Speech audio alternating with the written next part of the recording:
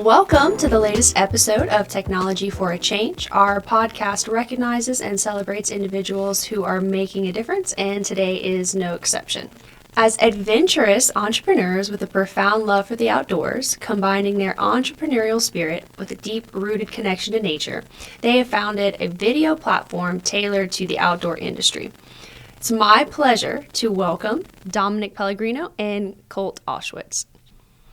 So guys, welcome. Thanks for having us. Yeah, thank you. Thank you for joining us. I'm very excited to delve in and learn more and share this with our subscribers and viewers. I think they're going to really love this topic, and it's definitely going to be a fun time. So thank you both. Yeah. So for starters, let's talk about how you got interested in the outdoors. Did you both have an affinity from the beginning? Is this something that developed naturally over time? What's the story there? So I have always been a big outdoorsman. I grew up fishing and hunting. My dad would take me fishing with him from the time I was probably 2 years old. Probably times he shouldn't have, when I cried because I was mad about having to be in the water, and he had to go home early from his fishing trip because I was too little. But it started with my dad. He's a big fisherman. And I really always loved it, but it got taken to another level for me when I was in high school. So I played baseball in high school, and my baseball coach when I was a freshman was a full-time fishing guide. And I kind of built a relationship with him, and he had started guiding down in Dallas, Texas, and he had moved back to where we live up by Tulsa, Oklahoma. And so he had just started guiding up by Tulsa again, and he was kind of looking for a deckhand, you could call it, just somebody to come help him on trips, unload the boat and load the boat. And so he asked me to help him, and I think I was 15 the first trip I went on with him, and for the next 3 years, that was my kind of, I was in high school, and even at kind of after high school for a year or so was my part-time job was, while I was in school, was a deckhand for a fishing guide.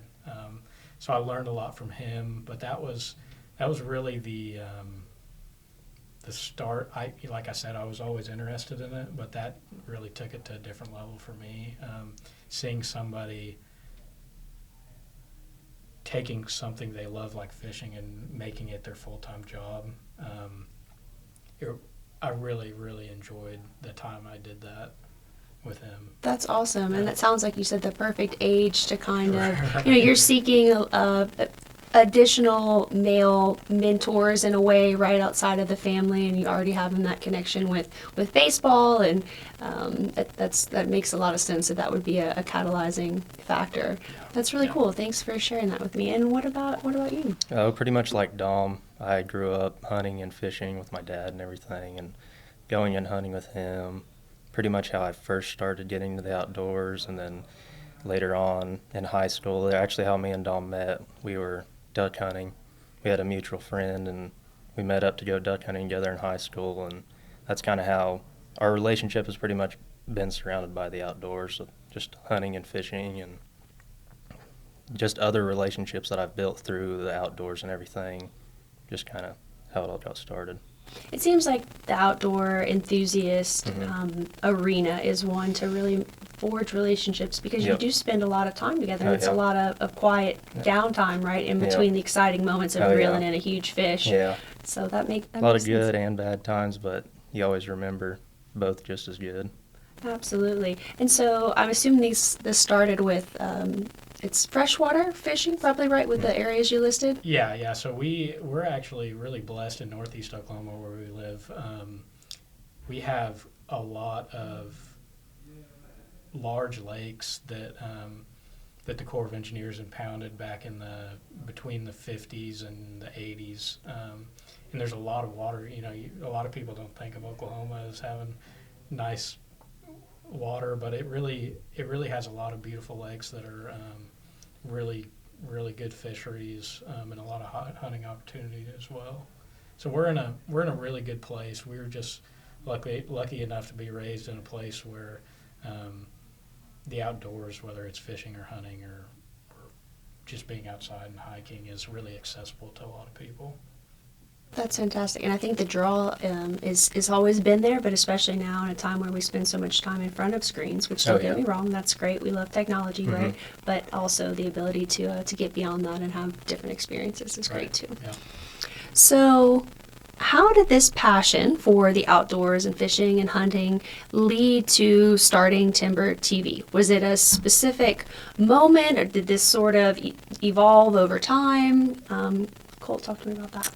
Well, I was in the Army for 3 years, and me and Dom pretty much talked every day and kind of spitballing business ideas back and forth with each other. And one night he calls me and just got done doing a guide trip, I believe, and kind of gave me this idea of like a live streaming platform, you know, around hunting and fishing and other outdoor activities and everything. And that was just one of the ideas that, you know, we talked about for a while and kind of just really started deep diving into it and really seen the potential in it. And then that's just kind of, we just kept grinding on it from there, and here we are. Yeah, so I probably should have already said this, but I am now a full-time employed fishing guide myself. Living the dream. I know. So I'm on my, I just thought about it the other day. I hadn't actually counted it in a while, but I think I'm on year 8 of being a fishing guide, and four of those 8 have been full-time.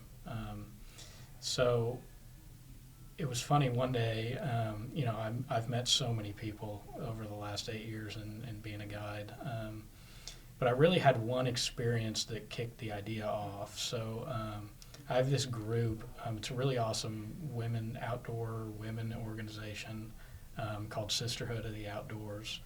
And there's a girl that I had met from guiding that was kind of the leader of putting together a trip for some women to go do something. And we put a fishing trip together, and I think six women came down and went fishing with me for a day, and one of them was a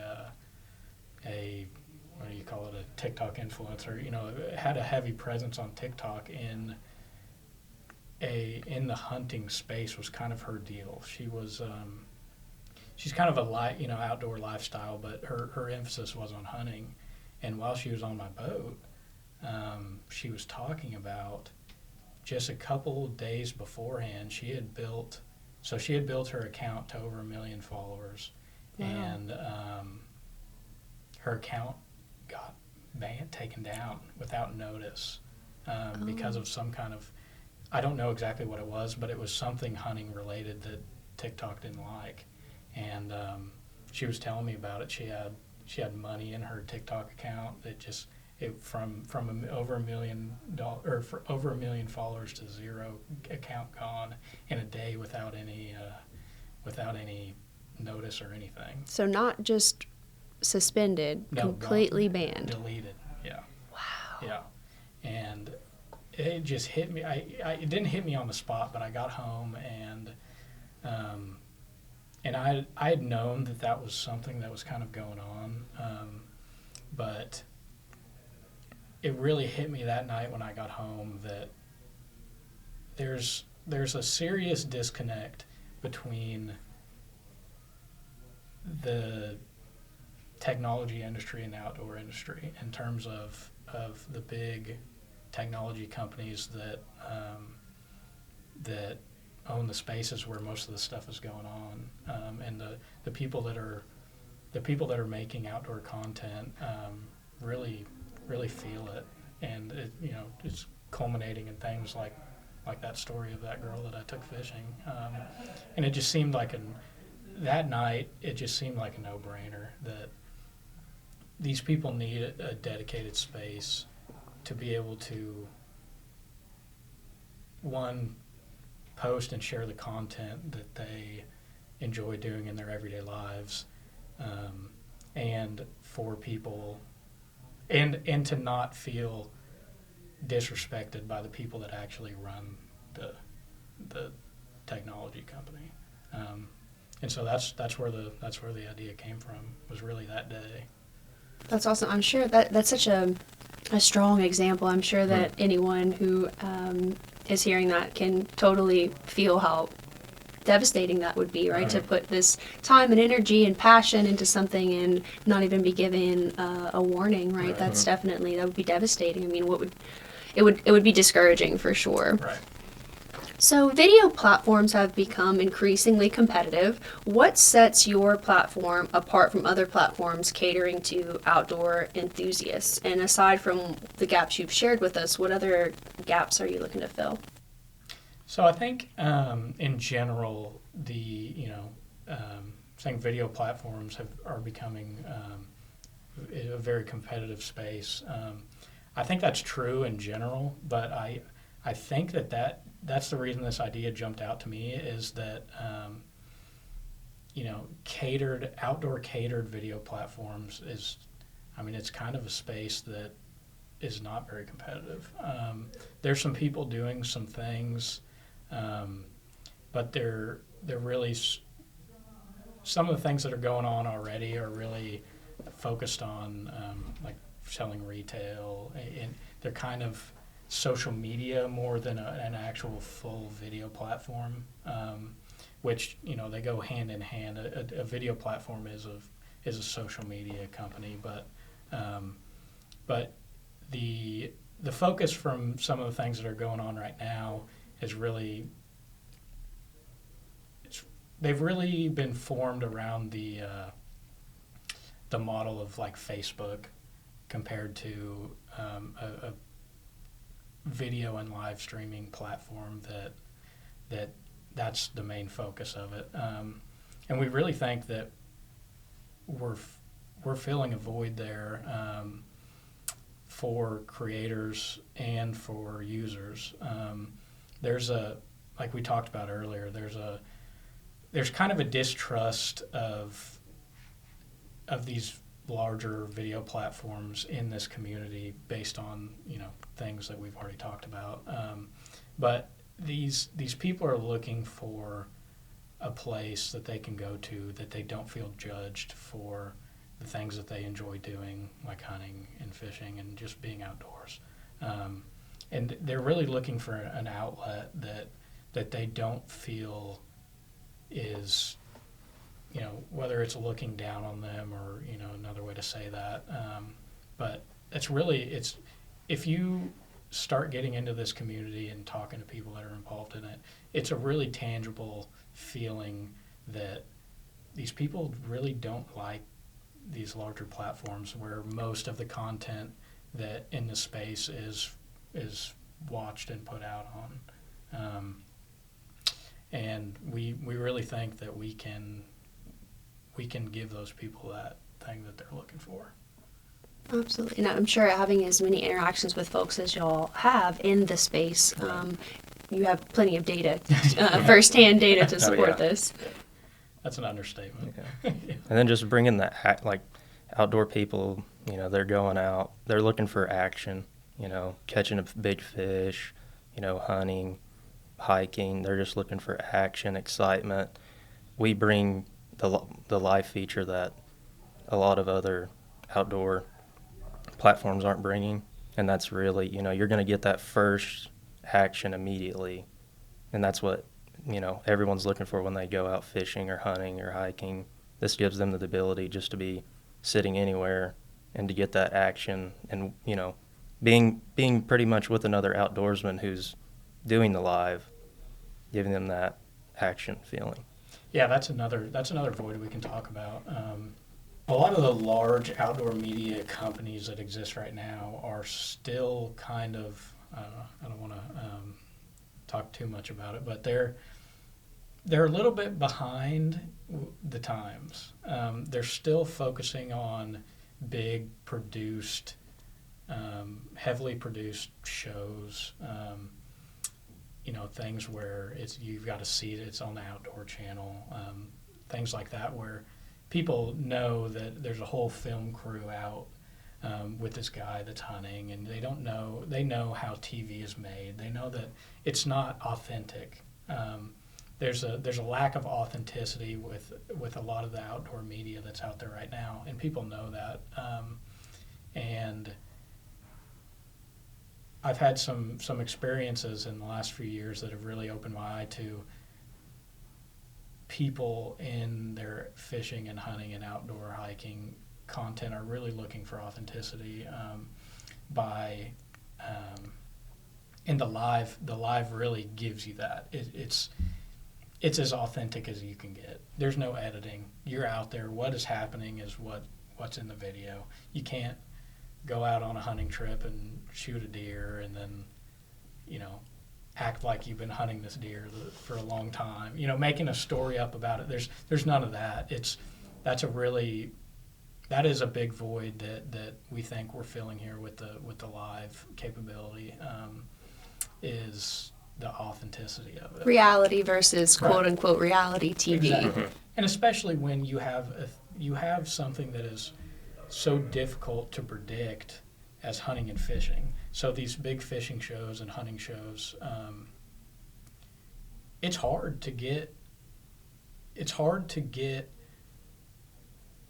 the act of catching the right fish on a full camera, and the shows do it every time.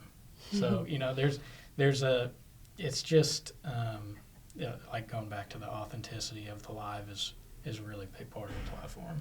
I'd imagine as well there's a value add for the live streaming, because when you're in the outdoors, you're naturally in nature. Right. So if someone is looking to, if they happen to be local, then they are seeing that they're catching fish in a certain place, or that a beautiful hike, they can go out and experience that while their conditions are mostly similar, right? Yeah. I think that would be a huge draw. Now, granted, I know that some fishermen do not like to share their spots, Yeah. but hopefully there will be some generous enough to Yes, not keep it too top secret. there is definitely something to that. But by the way this media has been going on other platforms, we're seeing that some people will not want to share anything, but that's not going to be the creator.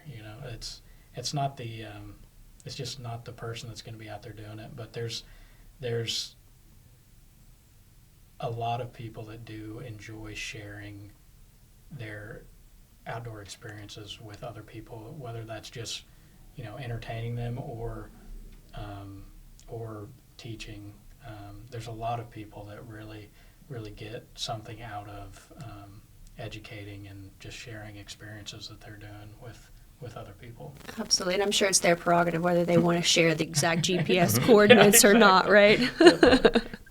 Fantastic. So, as entrepreneurs in the outdoor industry, what role do you believe technology plays in enhancing people's experiences with nature and outdoor activities? So, obviously, the live component, the authenticity. Are there any other facets of technology specifically that you feel are super enhancing? So I think a big part of it is just being able to experience the outdoors at all times, even when you're not able to actually physically go do it yourself. People have busy lives. Not everyone has the time to go out on a moose hunting trip or a salmon fishing trip in Alaska. But they get to experience it on this platform. I mean, it's just something that people love, and that 99% of people that love it don't have enough time to actually go actively do it all the time. And so this is just a way for them to feel like to experience it on a platform, experience it through somebody else's eyes and video camera. Absolutely. I can see the value there. And, it's escapism, but not rooted in fiction. Right. Yeah. Escapism to something that's real and outside, and you can go see it and do it, and get ideas from watching the videos on your next trip to go do. escapism to reality, I guess, is a good funny way to put it. Yeah. Definitely more wholesome than a lot of content as well. And I imagine it's going to be friendly for various age groups, right? Yeah, definitely. Yeah. Cool. Yeah, and that's great to give an additional outlet of, educational, but also super interesting, sometimes high adrenaline content that children and their parents and grandparents can all enjoy together, and they're learning. And again, it's reality. It's not made up. So I think that's another really cool aspect. And finally, just from my perspective, a huge gap that I can see there is, as you mentioned, so much of even quote-unquote reality TV is not reality. And the same with most of social media. It's so manufactured.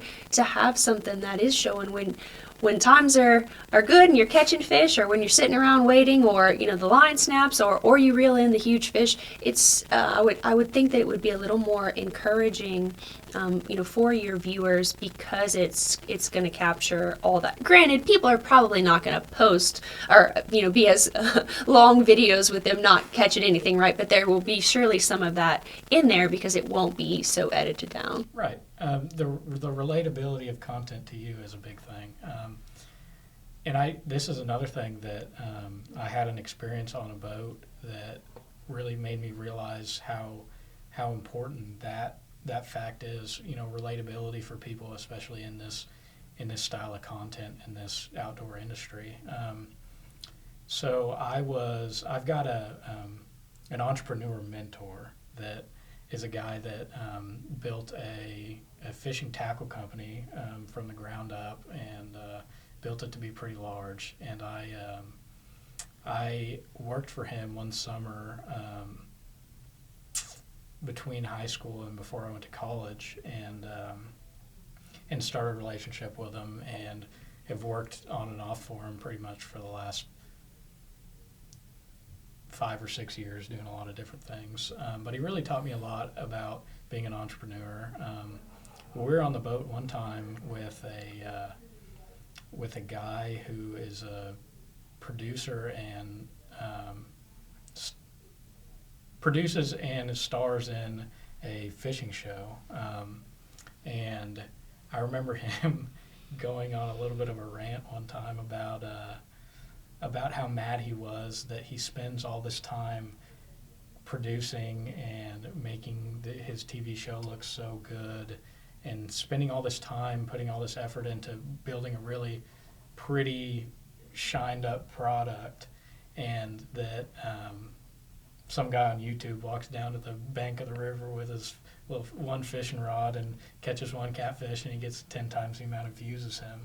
And I think that was a perfect example of what we're talking about here. I mean, it's that hearing him talk about that. This was a long time before I even had the idea for Timber, but when we started really moving on the project, I always remembered that it really proves the authenticity point, because a lot of people, it's nice watching these big produced nice shows that look really good, but the normal guy doesn't connect with it, because he can't go do it right now.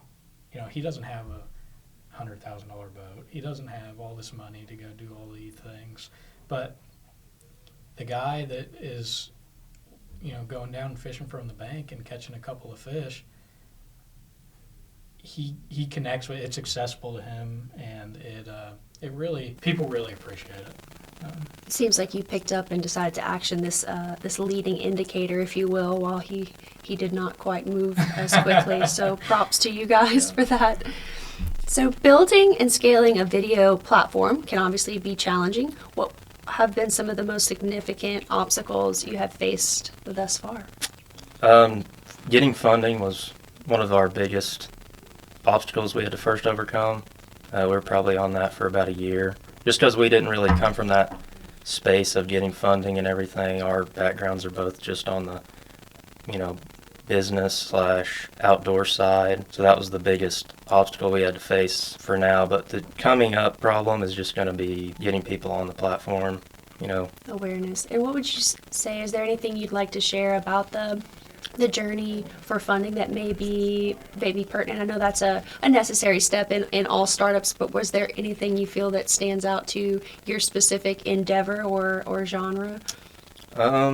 Just getting, well, we got the funding through another outdoorsman, which I feel like was really important to us, really understood kind of the mission and the overall, what we were trying to accomplish with it and everything. So that, I feel like that was better to get the funding from someone like that who really understands the outdoors, other than just getting it from like a venture capitalist who's just trying to make money or anything, just like that. Definitely comes back to that theme of relatability, Yeah, and right. also probably way less likely to try to make a hard shift in your vision For sure. down the road, right, when they're on board from the start. Right. For sure. Yeah. That was a we there was a long time that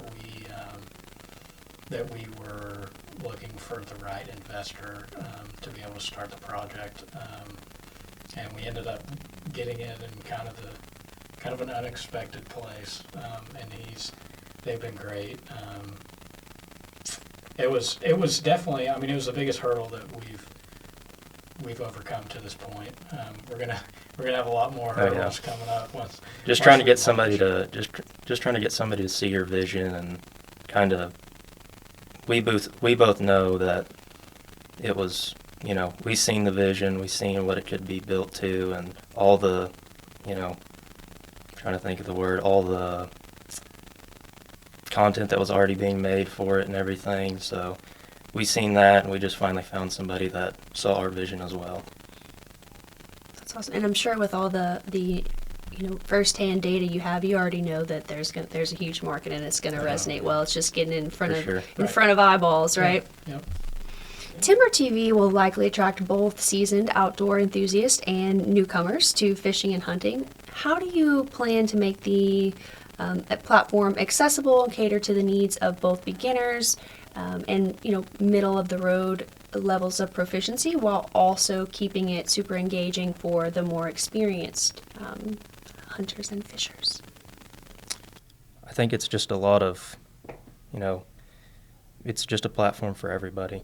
They can get on there, anyone can get on there and just start a community. Like Dom said, the guy going down fishing on the bank, I know we've touched on that a bunch, but he can be live, in his downtime when he's not just catching a bunch of fish, and be connected and not be alone out there, and just have that sense of community with him out there of like-minded outdoorsmen who are really interested in what's going on and what he's doing, what he's fishing with, and not just fishing. This can be anything. You're just sitting out there and just, instead of just sitting out there alone, you're actually sitting out there and communicating with other people of the outdoors and everything. And teaching, I think teaching is going to be a big part of it for the, you say the beginners, maybe the kid that didn't have a dad that was into fishing or hunting or hiking, that comes to the site for learning, to learn just from a beginning place. I think those eyeballs will be there, and I think the creators will realize that's something that some people are looking for, and other people will want to watch super high-end, expert outdoorsman things like climbing Mount Denali. I think we're giving them the space. We're giving the creators and the users the space to do it all, and I think they'll realize that there's eyeballs for all of it, and they have a platform to do it all on.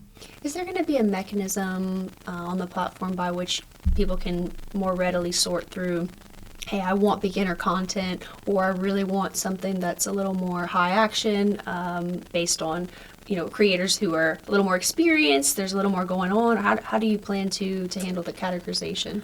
I don't think we're going to sort by beginning or intermediate. I think that's a little bit too difficult to do because not everyone is going to be able to fit under a category like that. But I think what people will be able to do is find creators through the discovery page, or their friend sharing a link to this one creator with them. I think they'll find creators that really fit what they want, and they'll kind of gravitate towards them.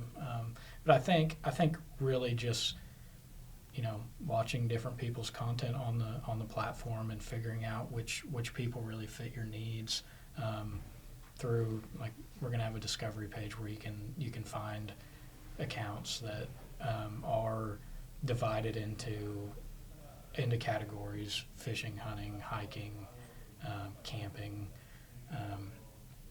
So I think people will be able to search, will narrow their search in creators that they think will fit them, and just by watching them over time, they'll kind of gravitate towards people that really they connect with. It'll be neat to see how the community grows, and if people are naturally like creators themselves are drawn to kind of reach out and do collaborations, whether that be a younger fisherman with an older, more seasoned fisherman, or a fisherman and a hunter going out and doing a kind of a joint trip or something like that. It'll be cool to see the natural camaraderie and co-creation that comes from this really relational platform. I think that'll be another huge value add, because that doesn't seem to be a big tenet of a lot of other creator platforms. Right. Yeah. Getting into a little bit more technical aspect of the platform that's a little bit less exciting but important nonetheless.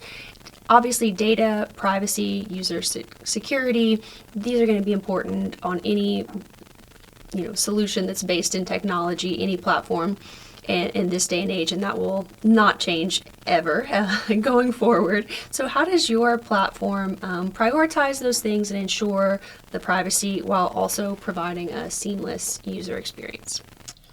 So we obviously didn't come from a tech background. We were avid outdoorsmen and fishing guides, and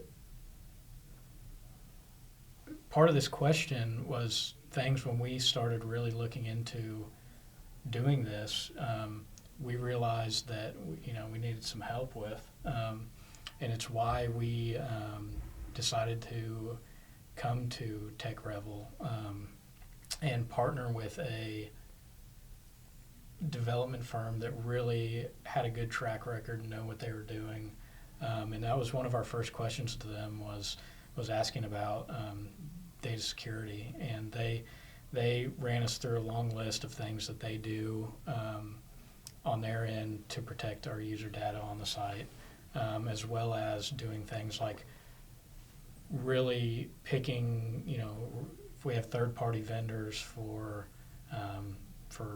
payment processing and things like that, we're really choosing reputable businesses that have good track records, things like that. But really, that's one of the big bonuses that has come out of partnering with a great development firm like Tech Revel. They're professionals. And the team we were assigned is great to work with. We've had a wonderful time with the development team that we've gotten assigned to, and they've just been great to us. Just speedy response times, just anything we ask, they just give us an answer, and they do a really good job.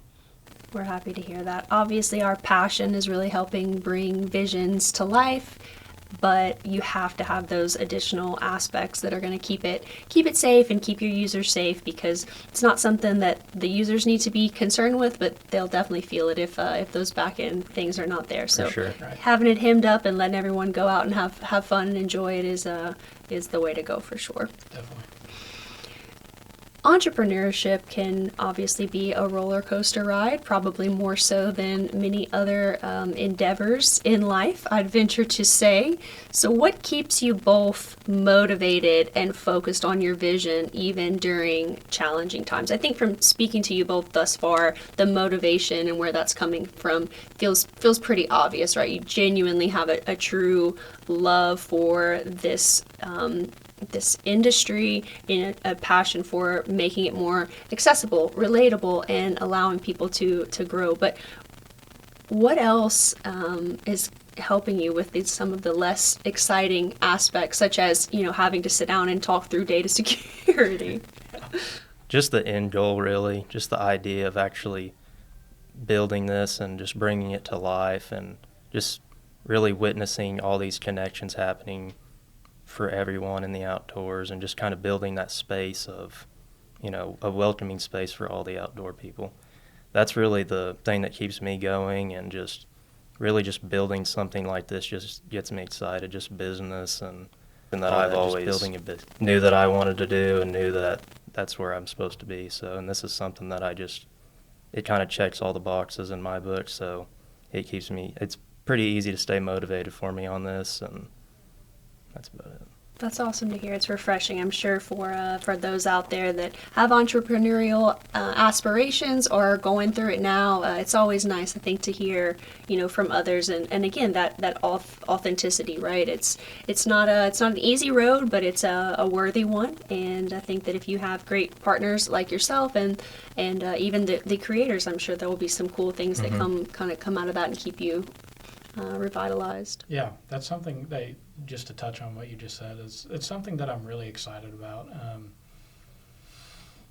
is building relationships with people in the space, based on being the platform owner. I mean, I think it's going to be such a big asset to us to be people that are already in the industry, people that really know everything that goes into what these people do. I think that'll be such a big pull for creators to come on the platform, and I'm really excited about being able to build relationships with people and have communications, and this thing gets to the size we think it has the possibility of getting to. We're not going to be able to have a relationship with every single user on the site, but it's something that it's just one of the biggest parts of it to me, because I think about going and making an account on some video platform. You just know that the person doesn't care or appreciate what you do. For most of the video platforms that are out there. That's just a big thing that I always go back to, that I'm really excited about. I've heard this from both of you, and I'm loving this whole desire to actually have relationships with your users and your content creators, which is absolutely a differentiator. So how do you envision that in the early stages where you do have a reasonable number you can connect with? What can someone expect if they come to the platform? How does that relationship really form? Just really focus on like the creators and the creators' incentives in the beginning, like what all they need, what makes it a better experience for them overall. Anything we can do just to make the creator experience and the creator incentives to be there, that they want to stay on the platform and they want to make the good content for the users and everything, and just keeping them happy and building relationships with them, and just talking to fellow outdoorsmen really is what it comes down to. Yeah, reaching out from both ends. We want to be able to, a creator has an idea for a way to do something better. We want to be able to talk to them about it. We want to be able to reach out to creators, whether that's make a list of creators and put out stuff for them and ask them how we can adjust, what they think would be a good thing to do. But just a dialogue both ways, sending and receiving, is something that we plan on doing. So there's going to be more than just a submission form for feedback that goes into the abyss on Absolutely. your website, is what it's sounding like. Yeah, definitely. That's great. That's the best way to go, is by having actual feedback and making it better based on your viewership and your users. So that's awesome. Do you envision maybe even doing something cool, like once you have a group going, doing some sort of meetup in different places, or any other areas that you can connect with your users and that they can connect with one another? Yeah, so one kind of cool thing that we had been discussing for a while was doing like say a timber sponsored, we called it a battle. We're not sure exactly what we're going to call it yet, but say there's two fishing creators, we put them somewhere, put them on a river, and have a little tournament that's on the website, and push it. And I think there's a lot of things like that can be really cool for us to do, and that will really a cool way for us to be involved with the people on the site. There's some other ideas we have too. Right, I'm not expecting you to divulge all of your top secret thoughts just now. That's fine. So, as entrepreneurs in the outdoor industry, how are you balancing your newfound responsibilities and tasks with your love for the outdoors, which has prompted you to go into this venture? Yeah, so I think being it's something I've learned of being a full-time fishing guide is, when you're first fresh into something you love in the outdoors, you want to be the one, you want to catch the biggest fish. You want to be the one to, harvest the animal. One thing that I've learned the longer that I've been on a boat and been taking people fishing is that I don't care if I'm the one that catches the fish anymore. I'm blessed enough. I'm blessed to have had enough time and done so much of what I love to do that I kind of have a newfound appreciation for being the person that just kind of provides the place for people to do their thing. I think that's a big one for me, and that's come from, like I said, a career and being a full-time fishing guide now and I see it the same way. I'm getting as much out of providing a space for people to do what they love and really, enjoy themselves as I am being the one to do it myself. So that's been a big one for me. That's fantastic. It goes back again to that authenticity piece, and I think that it'll be very tangible in y'all's output because it is so genuine. Looking ahead, what exciting developments or features can we expect from TimbrTV in the near future? Going back on the creator incentives, we have a community feature for our creators where they can have a subscribed community. Only the subscribers can see what this creator puts out in this community forum thing, and kind of give them expert advice in this community, and just kind of really narrow down just this creators and give them another incentive to build this community and put out good content so they can attract people to this community and build their subscriber base within that community as well. Love that.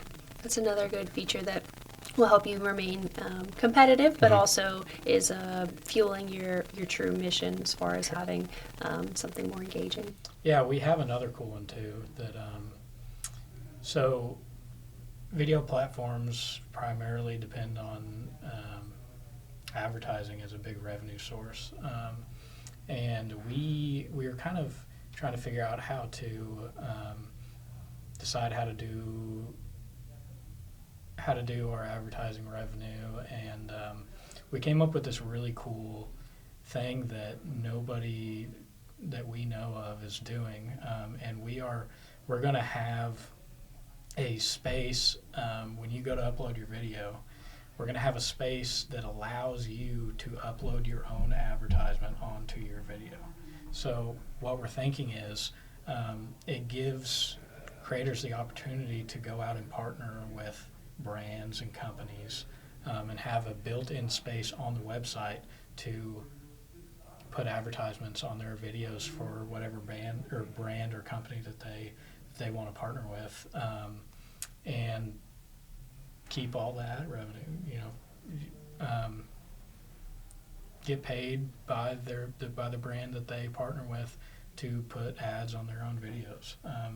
And it's kind of a unique thing that is not that we know of happening anywhere. There's there's no space for creators to go out and partner with brands and, you know, keep every dollar of ad revenue that's on the beginning of that video.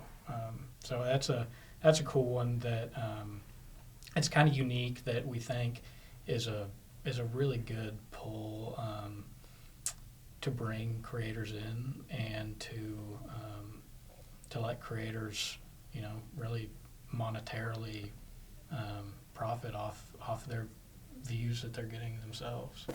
That's an excellent tenet of affiliate marketing, if you will, and it's so much more meaningful as a consumer considering making a purchase, right? When you have someone who is really walking the talk and using the product and out with it versus just some random person kind of hoping to get a little bit of commission off of it. So building in the ability to ensure the genuine affinity for something by allowing you to custom create what you're putting, Right. I think that's going to yield some really cool results. Yeah, it's another point of personalization and authenticity that we're trying to build into the site in lots of different facets. Yeah, we're really excited about it. And companies are definitely, obviously they already see the value of, partnering with these creators, and just see the value of putting money towards these creators and getting way more in return than they would, having some big name actor or something like that, just because that creator is just more relatable than some big actor or some, NFL player or something like that. And the space will be better for it, because the more that they can get a revenue for that, the more that they can probably continue to go out and Sure. create Exactly. more and Yeah. incentivize others to do the same, because it's very common nowadays, right, to have multiple income streams, and so Yeah. much better to be able to do it in a way that's not only enjoyable for yourself, but is putting out something that's meaningful, and it's touching people in a variety of ways, whether it be learning or wholesome entertainment or camaraderie. I think it's really cool. Yeah, we're excited. So guys, this is extremely exciting. I'm sure the listeners and viewers are as curious as I am. When can we start enjoying this creation of yours? So we are expecting to launch around late fall of this year. It's kind of when we're expecting to have our iOS and Android apps and our web application at TimbrTV.com available for the public to go out and look at. We're finishing up the development as we speak, and we're looking at a late fall launch, so everybody can be looking for it. Fantastic. I hope you all have a something cool launch party or something in the works, because you definitely deserve it, and I'm sure a lot of people are going to be really happy to get on there and get started. Guys, it has been such a pleasure having you both on the show today and really sharing the history and the motivation behind it. I feel like I can understand definitely why this is something that you've wanted to create, and I think it's going to really resonate with a lot of people. So I look forward to following the journey. We're excited. Thank you for having us on.